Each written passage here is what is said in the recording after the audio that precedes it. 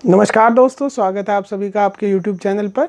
आज हम जिस विषय पर चर्चा करने जा रहे हैं दोस्तों, वो है भारत में सबसे ज़्यादा पाए जाने वाले जो कैंसर हैं, उनके अंदर महिलाओं के अंदर जो सबसे ज़्यादा समस्या हो जाती है ब्रेस्ट कैंसर, स्तन का कैंसर। दोस्तों, इस कैंसर की जो तादाद है वो बहुत ज़्यादा है और इसके जो जोखिम के कारक हैं, जिनको होने की ज़्यादा संभावना, ऐसे रिस्क फैक्टर हम इस वीडियो में आपको बताने वाले हैं। साथ ही हम आपको वो लक्षण बताएंगे जो एक ब्रेस्ट कैंसर की महिला को आते हैं और ऐसी कौन सी प्रारंभिक जांच है, ऐसी कौन सी स्क्रीनिंग है जिसके द्वारा हम ये पता लगा सकते हैं कि इस महिला को ब्रेस्ट कैंसर होने की संभावना है या नहीं है। और आगे की जो जांच है उनके बारे में मैं इस वीडियो में आपको बताने का प्रयास करूंगा। तो दोस्तों, अगर अभी तक आपने हमारा चैनल सब्सक्राइब नहीं किया है तो सबसे पहले हमारा चैनल सब्सक्राइब कर लें। तो दोस्तों, यह जोखिम के कारकों के साथ सबसे पहला जो जोखिम का कारक है, रिस्क फैक्टर है कि किन महिलाओं को ब्रेस्ट कैंसर होने की संभावना है। सबसे पहला कारण है दोस्तों कि जिन महिलाओं को माहवारी बहुत जल्दी शुरू हो जाती है, बहुत छोटी उम्र में शुरू हो जाती है, उनको संभावना बनी रहती है ब्रेस्ट कैंसर होने की। दूसरा जो कारण है दोस्तों, कारक है जोखिम का, वो है महिलाओं को काफ़ी आयु के बाद भी, मेनोपॉजल एज के बाद भी पीरियड्स अगर आ रहे हैं, माहवारी आ रही है, तो उन महिलाओं को भी संभावना है, हाई रिस्क में है वो, उनको ब्रेस्ट कैंसर होने की संभावना रहती है। और तीसरा जो कारण है दोस्तों, जिन्होंने अपना पहला बच्चा काफ़ी बड़ी उम्र में बनाया होता है, उनको भी संभावना रहती है। चौथा जो कारण है दोस्तों, वो है जिन महिलाओं ने अपने बच्चों को दूध कम पिलाया हो या बिल्कुल ना पिलाया हो, ऐसी महिलाओं को भी बहुत संभावना है कि आने वाले समय में उनको ब्रेस्ट कैंसर हो सकता है। और जो जोखिम के कारक की हमने वीडियो आपके लिए बनाई थी, एनसीडी के जो जोखिम के कारक बताए थे, जैसे कि धूम्रपान, शराब का सेवन करना, ओवरवेट, वजन बहुत ज़्यादा होता है, या अनियंत्रित रूप से जो भोजन करते हैं, ज़्यादा भोजन करते हैं, और जो लोग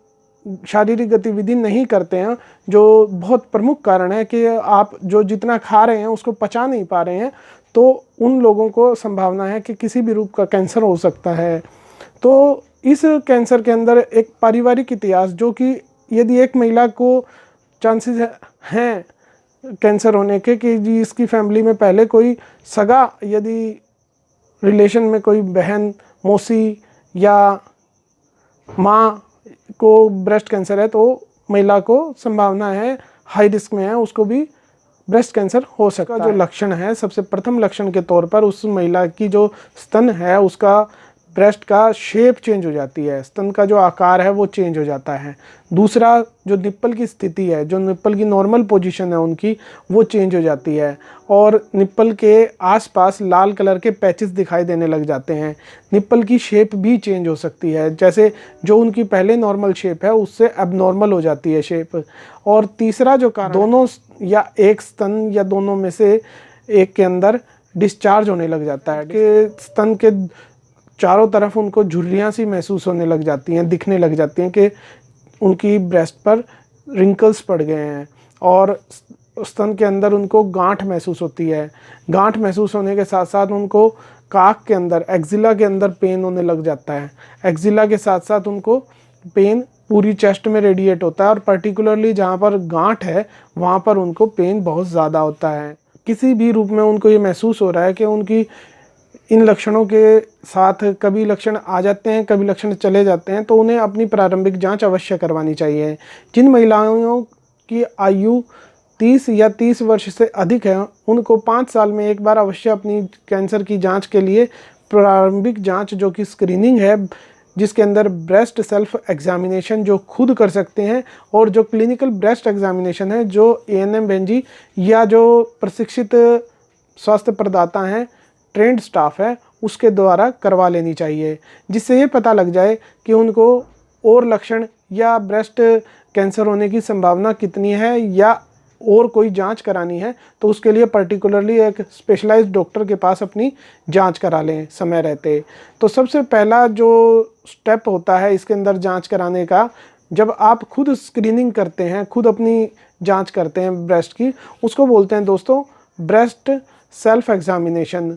ये जिन महिलाओं को महीना आ चुका है, महीने के 7वें या 10वें दिन जब नहाने से पहले या नहाने के बाद जब चमड़ी नरम हो जाती है तब शीशे के सामने खड़े होकर खुद अपने जो स्तन हैं उनका चेकअप कर सकते हैं। जो जो लक्षण हमने आपको बताए हैं वो आप आईने के सामने खड़े होकर राउंड फॉर्म में अपनी जो शुरुआती फिंगर्स की 2 पोर हैं उनको आपने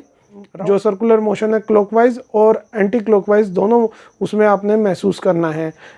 पहले आपने खड़े होकर करना है, एक बार देखना है कि कोई उसकी निप्पल के आकार के अंदर चेंज तो नहीं है या शेप जो स्तन की नॉर्मल शेप थी पहले उसके अंदर कोई चेंज तो नहीं है, या फिर आपको पहले जब आपने खड़े होकर देख लिया आईने में उसके बाद आपको बैठ के करनी चाहिए। उसके बाद आपको लेट के महसूस करनी चाहिए कि आपको कहाँ कोई गांठ तो महसूस नहीं हो रही है, गांठ के साथ कहीं दर्द तो नहीं है। यदि आप अपनी एग्जामिनेशन खुद नहीं भी कर पा रहे हैं तो नज़दीकी जो सरकारी अस्पताल है या जो आप प्राइवेट हॉस्पिटल में जाके भी अपनी आप ये जांच करा सकते हैं। इसके अंदर किसी भी प्रकार की सुई या चीरा नहीं लगता है। ये एक्सटर्नली जांच की जाती है कि कोई ऐसी एबनॉर्मल गांठ तो नहीं है, कोई ऐसी डिस्चार्ज तो नहीं हो रहा है उनको दबाने से। तो उस जांच से ये पता लगाया जा सकता है दोस्तों कि शुरुआती तौर पर उनको कैंसर की संभावना है या नहीं है। तो ब्रेस्ट सेल्फ एग्जामिनेशन जब हम करते हैं आपको जो सावधानी रखनी है या जो आपने पर्टिकुलर दिन होते हैं उसके अंदर करनी है। जैसे कि मैंने आपको बताया माहवारी के जो 7वां या 10वां दिन है उसके आसपास करवाएं, जिस दिन से माहवारी शुरू हुई है उससे 7वां या 10वां। और यदि माहवारी नहीं आती है तो आपको क्या करना है कि जो भी महीने का पहला दिन है, पहली तारीख है, उससे आप जांच करेंगे। और जिन महिलाओं को हार्मोन्स पिल्स ले रही हैं, जो हार्मोन्स पिल्स पे माहवारी पीरियड्स वगैरह आ रहे हैं, वो महीने का कोई भी एक दिन डिसाइड कर लें और उस दिन अपनी जांच करा लें, या जांच करना चाहते हैं खुद जांच कर लें, जो कि ब्रेस्ट सेल्फ एग्जामिनेशन है या क्लिनिकल ब्रेस्ट एग्जामिनेशन है। यदि उनको उसके अंदर कुछ ऐसा लगता है प्रशिक्षित प्रदाता को, ANM को या डॉक्टर्स को, तो फर्दर उसके लिए बायोप्सी कराते हैं या मेमोग्राफी कराते हैं या पेट स्कैन कराते हैं, MRI कराते हैं। वो सब जो निर्धारण करना है वो डॉक्टर ने करना है, उसकी आपने कोई चिंता नहीं करनी है। वो डॉक्टर डिसाइड करेंगे कि आपकी कौन सी जांच होगी और आपका क्या ट्रीटमेंट आगे चलेगा। पहले तौर पे सर्जरी हो सकती है, रेडियोथेरेपी हो सकती है, कीमोथेरेपी हो सकती है, और जो पर्टिकुलर मेडिसिन हैं उनके साथ इलाज किया जाता है। और समय रहते जितनी जल्दी अगर उस स्टेज का पता लग जाता है कि कौन सी स्टेज का कैंसर है तो उसका इलाज बहुत अच्छे तरीके से शुरू करके काफ़ी अच्छा इसका रिस्पॉन्स मेडिसिन का हमारे को इस कैंसर में मिल जाता है। तो सबसे ज़्यादा ज़रूरी है दोस्तों इसकी अर्ली डिटेक्शन। इसी के साथ आप सभी को ये जानकारी कैसी लगी, आपका धन्यवाद।